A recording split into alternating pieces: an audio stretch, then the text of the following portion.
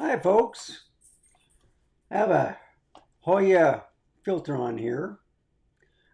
It's a 77 millimeter diameter UV. It's protect a new lens that I bought, so I've shown you the other two, which was the 180 millimeter f2.8D and the 150 IRX, 150 millimeter IRX, which is a macro also. So they're both the F mount lenses, manual. But I picked up another one. So as you can see, the way I got my setup is I got the two new lenses here. And if I open it up, and I'll move this up a little bit so you can see it. There's a retract.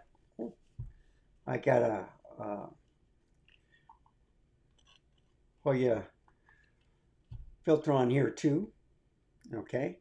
It does not reduce the image quality. It does protect the glass. It has an autofocus or automatic manual. It does not work with the Z, so you have to, this is the distance.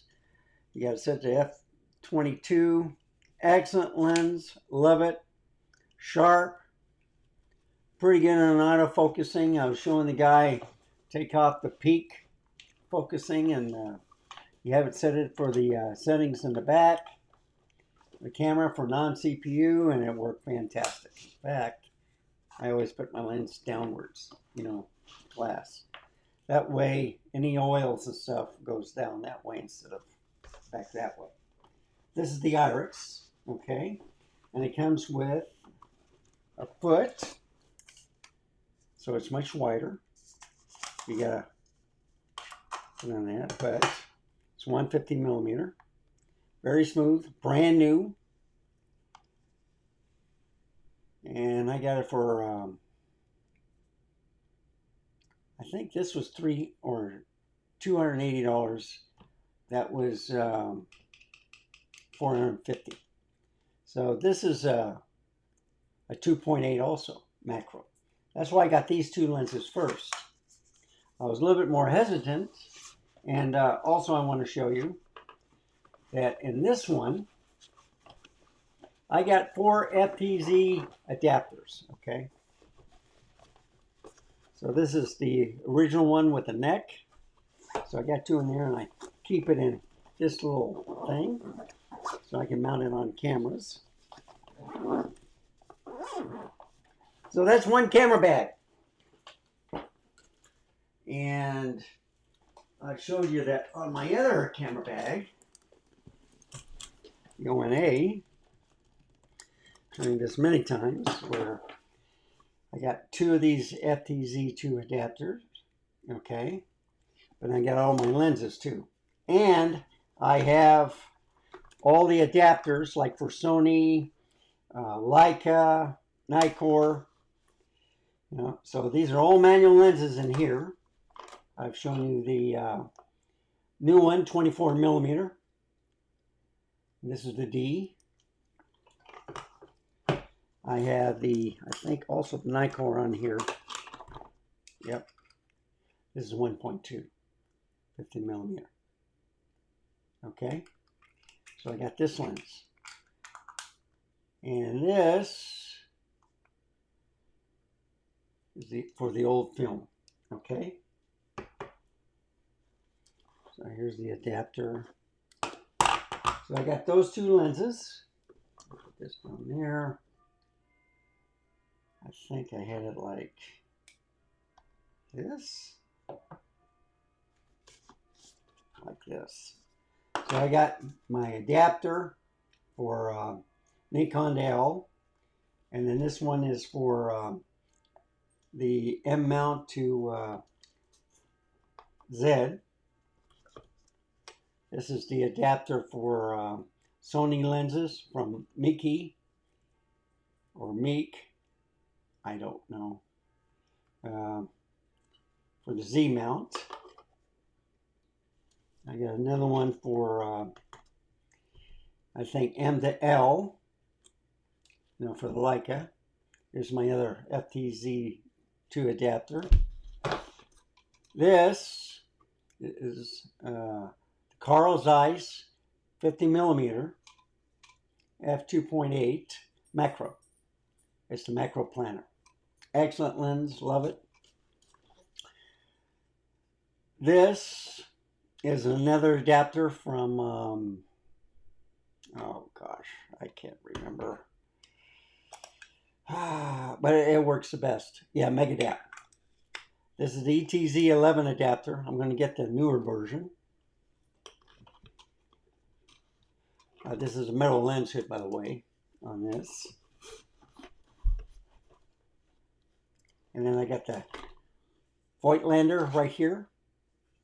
M mount for Leica.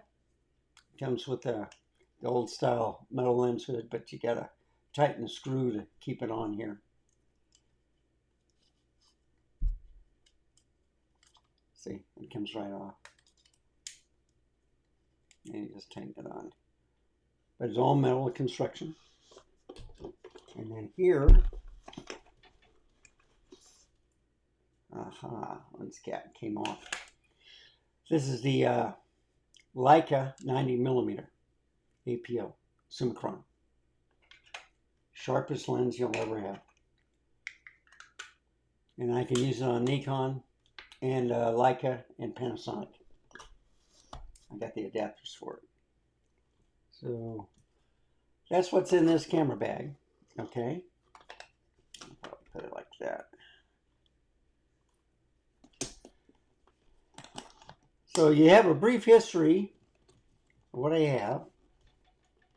I showed you the two new lenses. In fact, I'm going to leave the FTZ2 adapter out right here because I'm going to show you off the new lens that I bought. So I tried it on this camera, the Z7 II Nikon, and the Z8. So with this adapter, it works on both. And this is the lens I bought.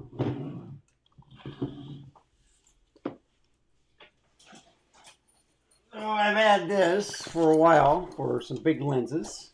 This is a 300 millimeter f4 AFS IF ED glass from Nikon. And there you go. And I can go here. There you go. Focus ring. Hood is retractable. I got the filter on here, which I bought from Hoya, about 65 bucks. Put that there. But look at this glass. Pristine.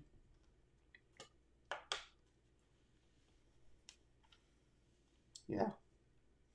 And then of course I got the the locking mechanism works. So if I turn it, you really can't see it. Okay. But you gotta leave it on 32 for it to work on the camera. So it's locked. It has manual, automatic, manual. That's if you have the screw type connection, but I don't. You can put it on full or at 3 meters to infinity. Okay. Turns very easily. It is a little noisy. Okay. But this is basically for picture taking. It's a metal lens mount, which is excellent. I like it. I'm going to put this back on. And now I'm going to mount it on one of these cameras. So here's the F mount. So the way you do it is, yeah, right there. Mount it. Turn it counterclockwise.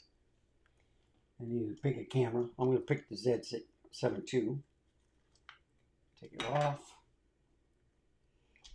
take the rear lens cap off on this.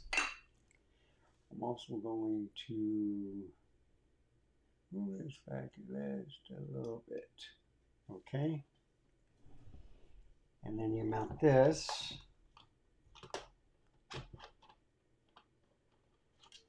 And let me see if I got it right. Yeah.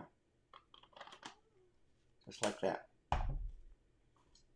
And you see, it's a balancing act. So the camera doesn't touch. There's no strain on here. Very well centered. And there you go, folks.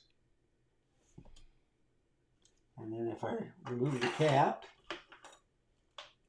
lens cap that is, turn it on. And then you can see it on. Of course, you can't see anything focused. But I can do a play where you can see some of the pictures I've taken. Now just scroll them a little bit. In fact, I think I'll go like this so you can see it.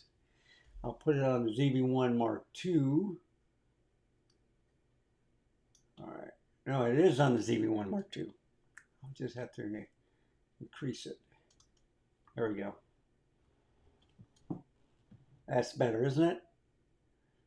You can see it's an 8K. In fact, let me move this camera out of the way. And let me get it right about there. So you can see it. Okay? Get the camera back out of the way. So, that's pretty clear. I might have to go a bit like that. I don't know if you can see it that well.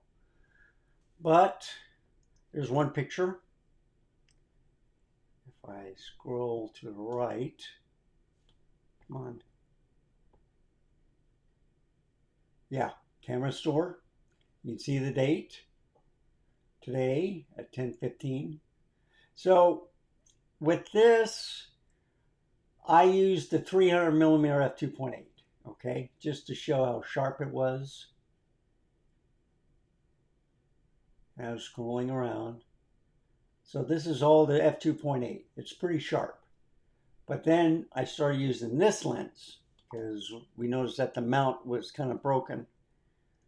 So just to show you how sharp this is, if I increase it, this performed better, and it's an f4, okay? If I scroll up, this is still sharp there. If I scroll down, that's sharp, okay? Just want to show you, this is well worth it. So what you do when you get a manual lens and you're shaking a lot, and if, let's say there's no VR in the lens, what you do is you set your on shutter priority mode, on the dial, and I set it to at least 1 to 500 shutter speed right off the bat. That way it removes all the shakiness just to test out the lens, and it got sharper. So it's one more. So you see, and then these are with the other two lenses I showed previously from this camera.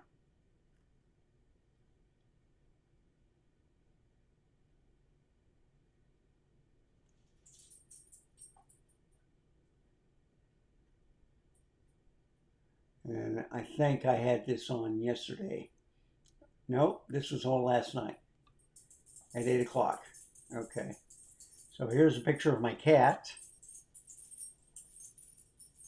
So with the manual focus lenses, they still work great. No, they're not autofocus. But if you slow down, do your focusing and your shutter speed correctly in the aperture. I put it on auto ISO, so you have to set it. They tell you to set it at the highest. Put it in a non-CPU lens, and everything works great. Sometimes you don't even have to do that, okay? I put on a Tamron 90mm. It was a macro, and it wasn't sharp at all. I had to do a manual focusing, so there was something wrong with that lens. But see, I scroll back down. Yeah, let me just do that. Okay. So you can see just with the different lenses, manual lenses, you can see all the pictures I'm doing. That was from yesterday. Anything with the 15.5, that's yesterday. That's like at 6 o'clock. There's my girlfriend, the model. And let me just, yeah, I got the bottom part of her. Okay, there's a full shot. And then if I bring it closer, and there's her leggings. So it's okay, it's kind of sharp.